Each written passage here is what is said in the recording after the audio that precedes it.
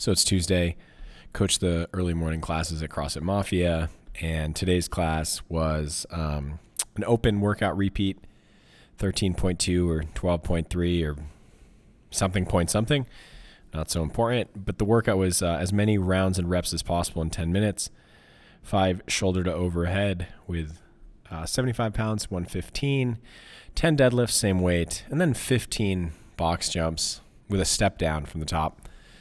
I think originally when it was programmed, when it first came out, it was probably rebounding box jumps. I'm kind of ambivalent to like that whole argument. I do see merit and value to both. Personally, I like the rebounding box jump for high scores, but I found more and more use and application out of the step down and then starting the jump from static. I think there's more athletic carryover. Helps athletes understand how do they, I think, generate more power, spend more time thinking about that rather than just kind of like relying on the elasticity of the tissue and then like landing in as low a squat as possible in the box. But that aside, got totally roasted by Kassandra in this workout, and which happens pretty frequently. And what was funny about it was her response. I think she beat me by almost 2 rounds, which is cool. Those are really good movements for her. She's really fit. Definitely been more consistent with her training lately than I have, especially in terms of like, hey, I'm going to go work on this specific weakness. So it's nice to see that. But what was devastating is when I shared with her my score afterwards, or her response was, well, you must have used heavier weight. So I told her, no, you beat me by almost 2 rounds. She goes, are you sure you didn't use heavier weight? Which was like a devastating low key burn. But I liked it. And that was funny because the owner of the gym, Brittany, my coach, she said the same thing when I told her my score. So I got to shape up. But I did hit it. We did some heavy push press after. So I destroyed them in that. No, I hit some numbers that I haven't hit in a while, which was cool because I don't do a ton of strength. So it was neat to see. I love that movement, the push press. I think it's just like poetry in motion when it goes really well.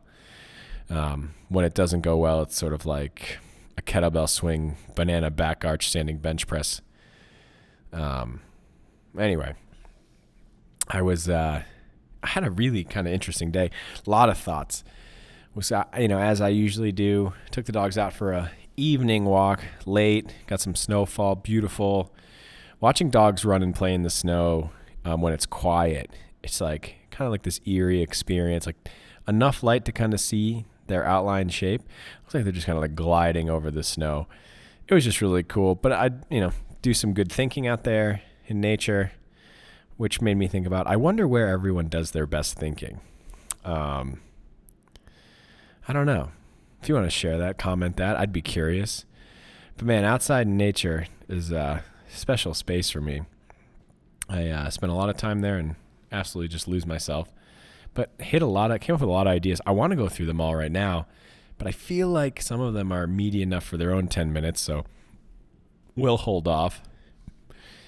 Thinking about a lot of stuff. We might be getting closer to the end of the season. But that aside, outside, watching the dogs do their thing, and looking back on the day and, thinking about that whole concept of like listening to respond versus listening to understand.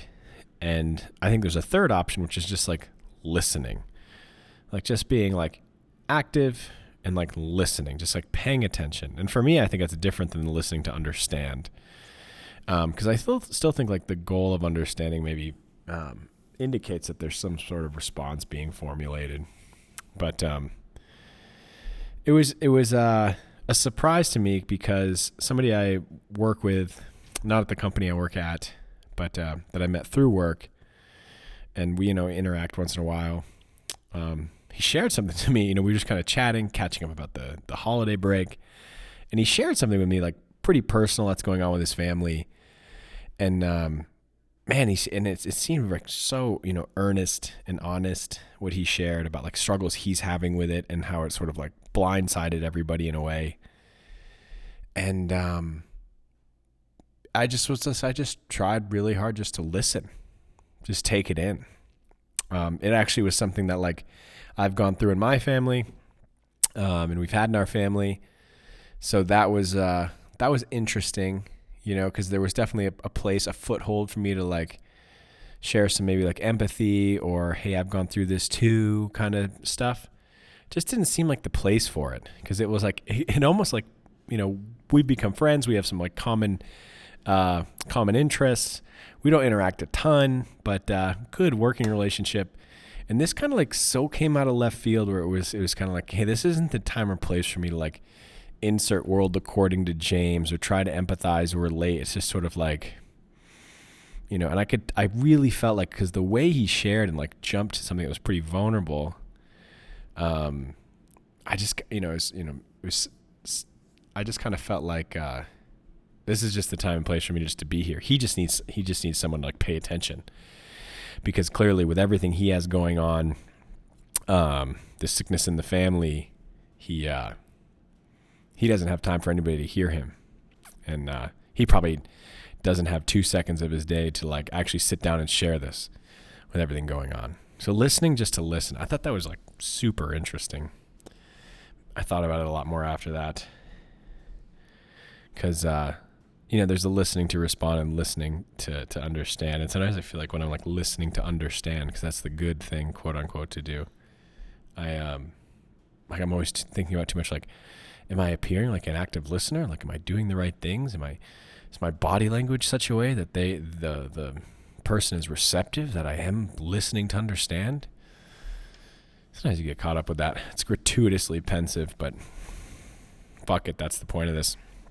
Then I spent a little time thinking about something, kind of just while I was out there walking around.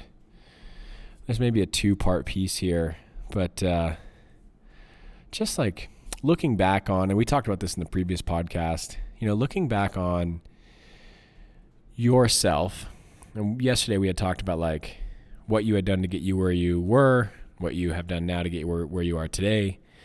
But looking back on it, I wonder sometimes so much about like people you meet along the way, and how well they get to know you, and what their perception of you is. It's not always something you get to hear a lot, like somebody's take. And it's always really interesting to hear people's takes of you when they first met you. Because I think, and even if like the relationship has gone in a nice way, and maybe you're really close friends today or something like that, because your view of what happened when you first met that person, especially if you've known them for a long time, is probably really detached from what they thought, or how they viewed you when they first met you. And I also wonder sometimes if like how much of that person of you has changed in between then and now. I'm still kind of putting together the thoughts here, but it's just something interesting to me the more I thought about it. Because it's like if you spend a ton of time with somebody at a point in your life when, you acted a certain way, and then maybe even coming out of that, you still became good friends, and then you spend much less time with them now, you act differently, perceived yourself differently back then. I think it's just an interesting exercise to think about how you go through the world. And always a good reason to simultaneously know who you are and authentically act the way you want to act, not just